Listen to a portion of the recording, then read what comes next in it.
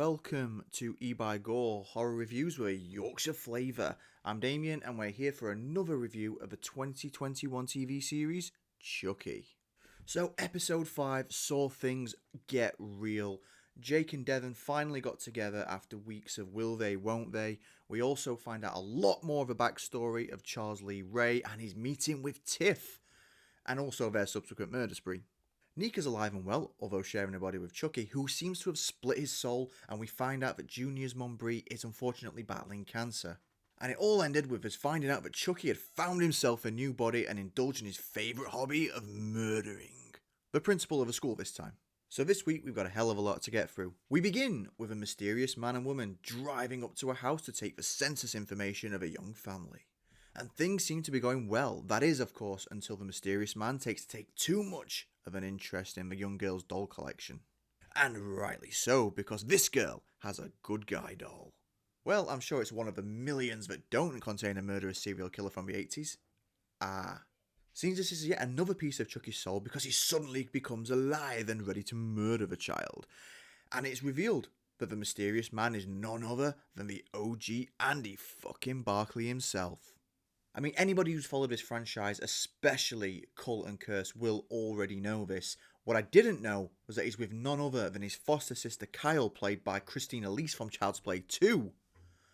Holy fuck, that's a cool addition.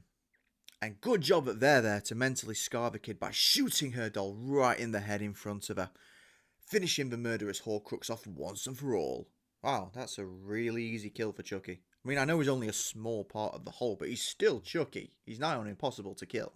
After this, we get trekked to a bit of exposition where we find out that Andy and Kyle are on a mission to finish off Chucky once and for all.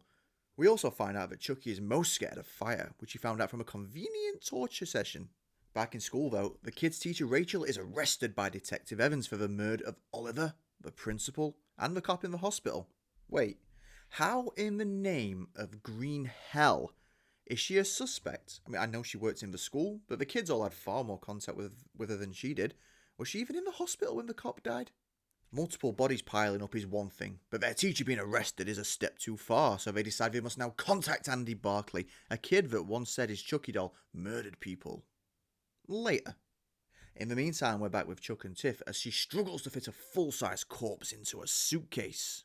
Chucky tries to explain how it's done, but their dysfunctional relationship wins out, with Tiff chopping off a piece of the hand and splashing Chucky with blood. You'd think that old Charles wouldn't mind a bit of blood, but instead it brings Nika rushing to the surface, banishing Chucky's soul somewhere. But enough of that, it's time to progress the plot. With another flashback. Well, at least it's a good one. We see a young Chucky and Tiff buying a car, which ends exactly the way you'd expect from negotiating with Chucky. Tiff slices the poor man's throat, stealing his car as well as his life. But enough of that, it's time to get moving.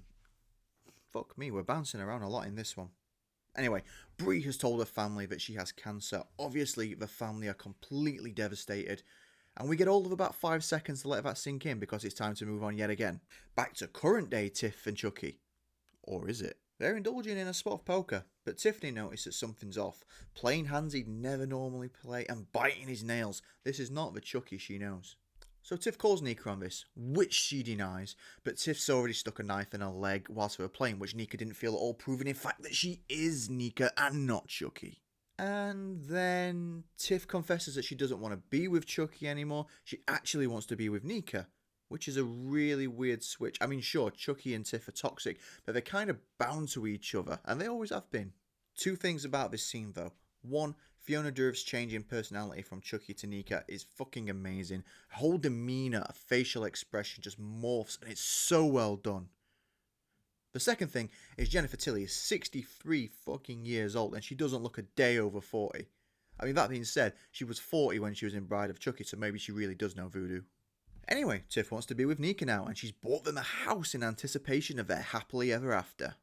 But we've not moved around for a few minutes yet, so quick bash on Nika's noggin and we're back to check on Jake and co. Wow, it's really hard to keep up with this, so let's power on. Junior, who's racked with anger and resentment, dumps Lexi, who's a character that's really taken a backseat in recent episodes. And then Jake and Devon call Andy Barkley, who tells him he's pretty much fucked and Chucky's going to murder the shit out of him and everybody close to him. With that bombshell, they decide to try and find out where Chucky is. They decide Junior's house. Not right now though, it's time to see Tiff's new house, which just happens to be Charles Lee Ray's former childhood home. It's a little bit overgrown, but Tiff's got big plans so that her and her fiance can live happily ever after. Also, we're still working on the meta canon that Jennifer is Jennifer Tilly, like IRL, which is cool. I mean, I guess she'll have that celebrity status around the town. So it's time to grab Nika from the boot of the murder car and tie her up inside the dream house, which looks way nicer on the inside than the out. But enough of that for now, it's time for Detective Evans to grill the teacher about her apparent involvement in the recent spate of murders. And she has some damning evidence. Well, sort of. Well, not really. I mean, she saw her last, apparently, but she works at the same place. Also, she was next in line for the principal's job. Wait, was she? I mean, I don't remember her being the vice principal or anything, but whatever. But moreover, her fingerprints were at the scene of the crime, where she works, so circumstantial at best. Well, she's got a delinquent past, so apparently that's more than enough cause to accuse her of murder. Wow, cops in this show really are bad. But enough of the action, it's time for a heartfelt scene between Bree and Junior. It's nice to see the tender moment with them. We really haven't seen this side of their relationship. It's almost like it's been building towards something. Wait, shit. She's telling the therapist she just wants to spend whatever time she has left with her family. Oh, that's not good. Yeah, about to text her husband, but doesn't because she's figured out a positive solution to her situation.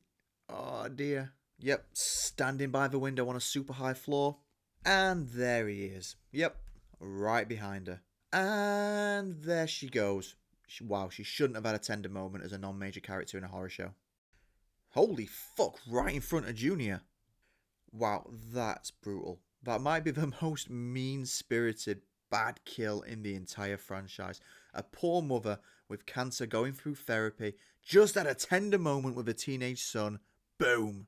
The kill simultaneously tears apart her family while sending a severe message to Jake.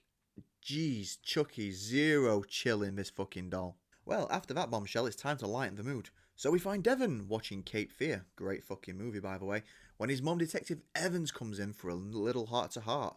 She starts by apologising for not trusting Jake earlier and that she's totally cool with their relationship. Nice to know she's a far better mum than she is a cop.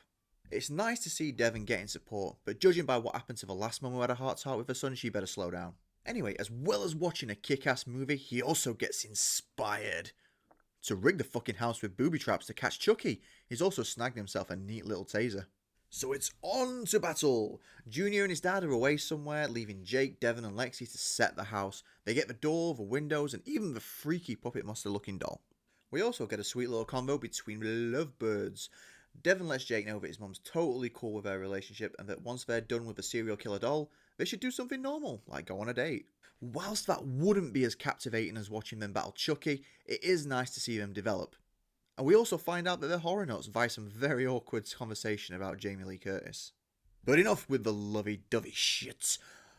One alarm bell rings letting them know that Chucky is here and he's ready to play. So they decide it's time to take the fight to him, sneaking around the house baseball bat in hand.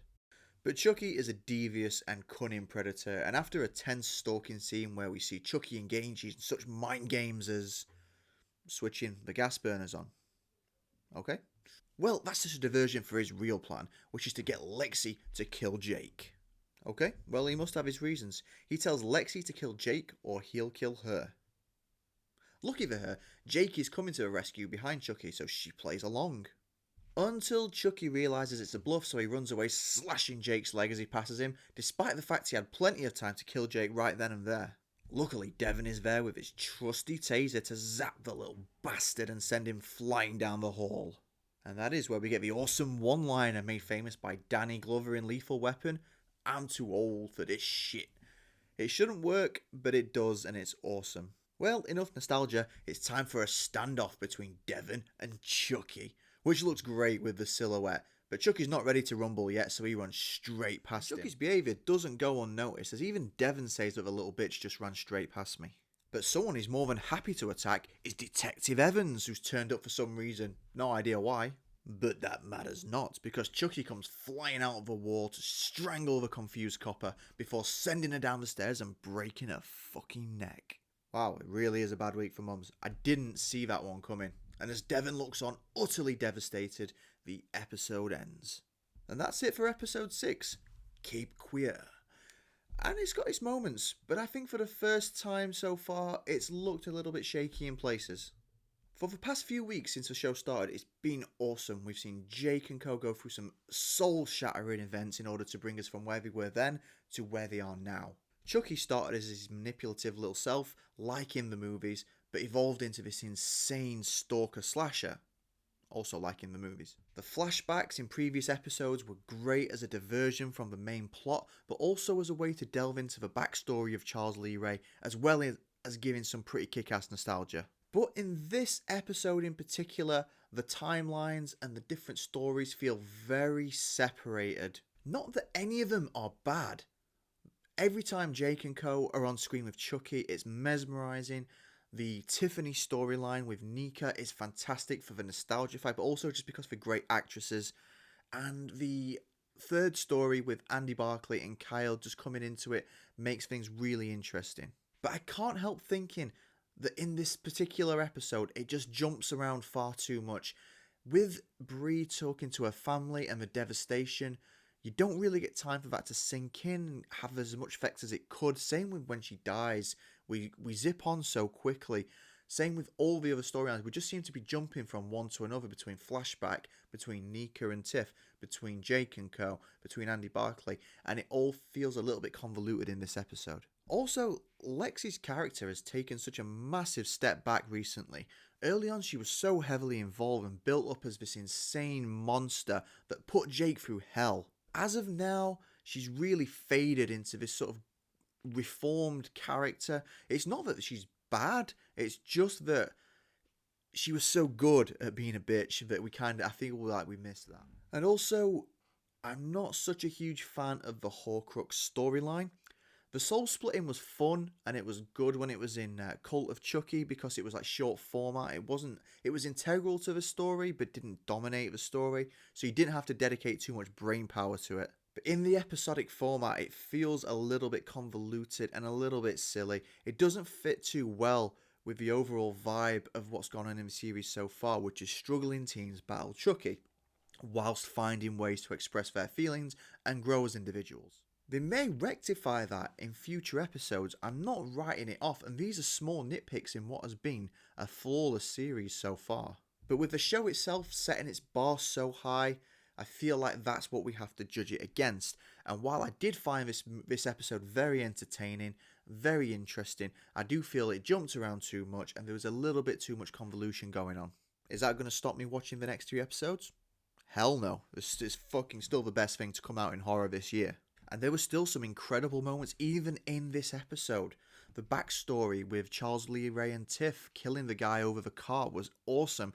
Bree's death was so shocking and mean-spirited. And Detective Evans' demise was also so unexpected. So it's not all doom and gloom at all. So despite 1 or 2 little bumps in the road, it was still a very entertaining way to spend 45 minutes. I can't wait to see how the 3 timelines converge. So that's episode 6. And I'm still really enjoying the series. Join me next week for episode 7. I'll see thee.